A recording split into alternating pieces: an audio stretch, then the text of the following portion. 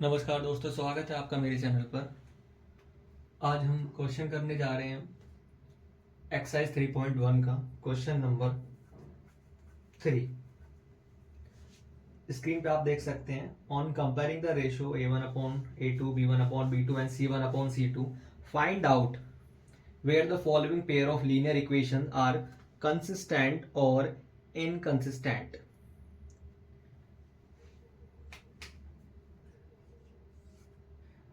Equation को हमें बताना है कि कौन सी इक्वेशन कंसिस्टेंट है और कौन सी इनकंसिस्टेंट है। जो इक्वेशन एक दूसरे को इंटरसेक्ट करती हैं, एक पॉइंट पे इंटरसेक्ट करती हैं या एक दूसरे के कोइंसिडेंट है, तो इसका मतलब वो कंसिस्टेंट होगी।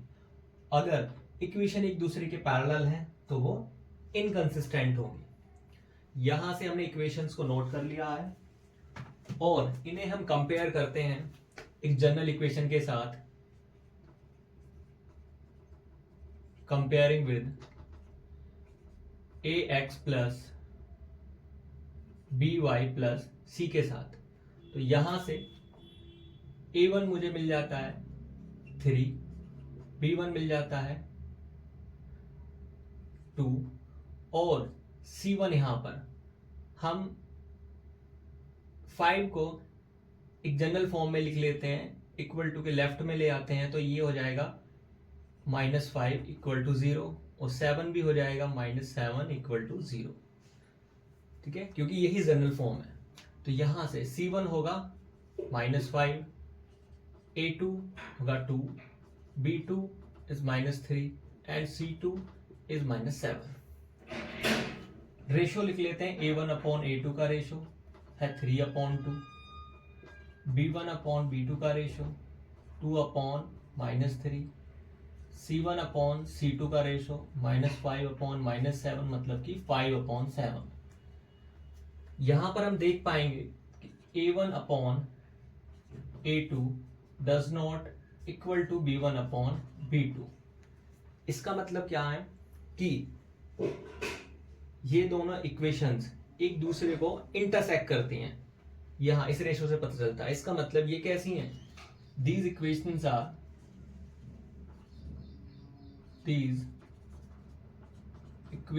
Are consistent. ये इक्वेशंस एक दूसरे के कंसिस्टेंट हैं। सेकंड पार्ट पे आते हैं। इक्वेशंस हमने यहां पर नोट डाउन कर लिए, इसे जनरल फॉर्म में लिख लेते हैं। 2x - 3y -8 equal to 0, 4x - 6y -9 equal to 0। Then comparing with ax plus by plus c। तो यहां से a1 इज इक्वल टू 2 है, b1 is equal to -3 and c1 is equal to -8, a2 is equal to 4, b2 is equal to -6 and c2 is equal to -9। a1/a2 2/4 मतलब कि 1/2 मिल जाता है। b1/b2 -3 और -6 1 2, minus से माइनस कट हो जाएगा, 1/2 मिल जाता है। c1/c2 -8/-9 मतलब कि 8/9 मिल जाता है। तो यहां पर पहले रेशो एक दूसरे के इक्वल है पर तीसरा रेशो इक्वल नहीं है।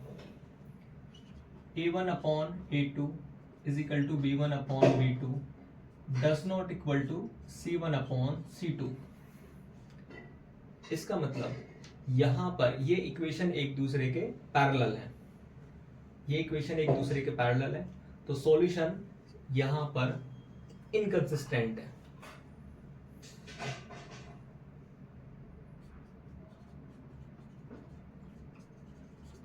सॉल्यूशन हमारा इनकंसिस्टेंट होगा।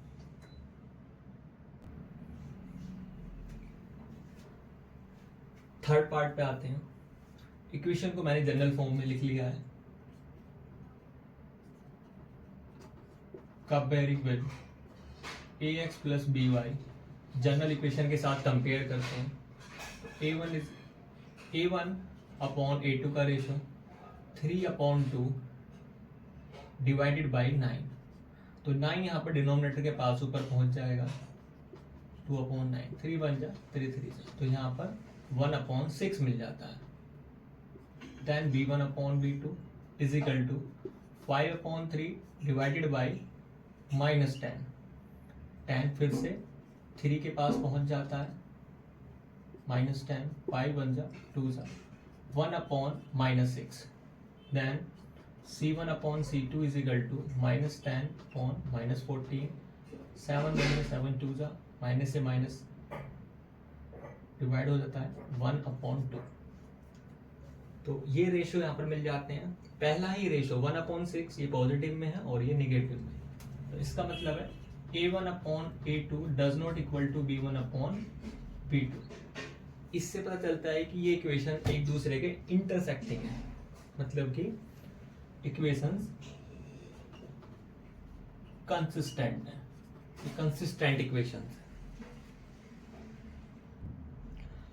फोर्थ पार्ट पे आते हैं, कंपेयर कर लेते हैं।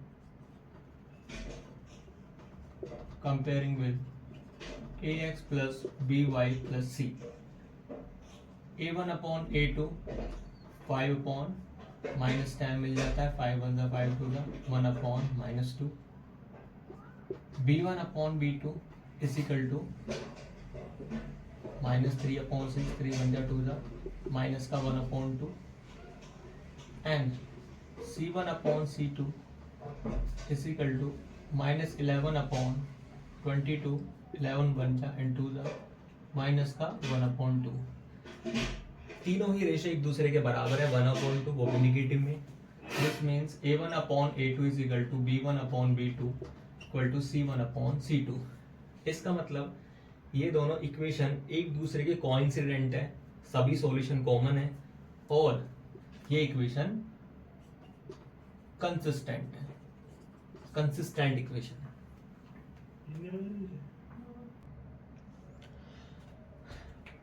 Part number 5, first comparing with ax plus by plus c। A1/A2 is equal to 4/3 and A2 is 2। A2 3 के मल्टीप्लिकेशन में आ जाएगा, 2 बन जा 2 2 सा 2/3। Then B1/B2 2 and 3 2/3। Then C1/C2 -8/-12, 4 2 and 4 3 minus से माइनस कट हो जाएगा, 2/3। तीनों ही रेशो एक दूसरे के इक्वल है। A1/A2 is equal to B1/B2 is equal to C1/C2। इसका मतलब ये इक्वेशंस एक दूसरे के कंसिस्टेंट है, कंसिस्टेंट इक्वेशन है। सभी पार्ट इस क्वेश्चन के फिनिश होते हैं। आई होप कि सारे क्वेश्चंस आपको समझ आए होंगे।